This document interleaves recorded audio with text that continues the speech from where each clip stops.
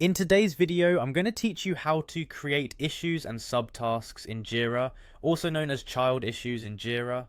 If you're managing projects in Jira, knowing how to create and manage issues is a fundamental skill that can help streamline your workflow and keep your team organized. Let's walk through the process, starting with creating an issue. To begin, navigate to the top of your Jira interface where you'll find the Create button.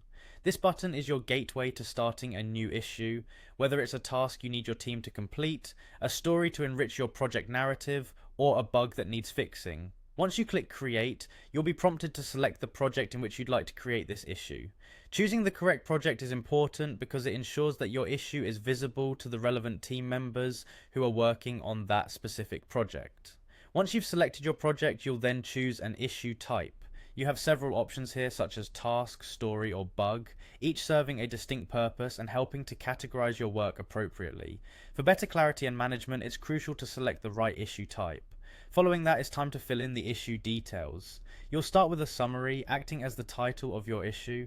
Make sure this is concise, yet descriptive enough to convey what the issue is about at a glance. Next, move on to the description field and provide more in-depth information about the issue. This is where you should add all relevant details to ensure anyone who views the issue fully understands its context and requirements. After the description, you have the option to assign the issue to a team member. While this step is optional, assigning an issue can prevent confusion about who is responsible for addressing it. Once all the details are filled in, click Create. Your newly created issue will then appear in your project's backlog, board, or issue list, depending on your Jira setup. This visibility helps the team rapidly locate tasks and maintain an organized workflow. Now, let's move on to creating a subtask, which is essentially a child issue within an existing larger parent issue, like a story, task, or bug. First, you need to open the parent issue that you want your subtask to relate to. Look for the Add Content option under the issue's name and give it a click. From the menu that appears, select Child Issue.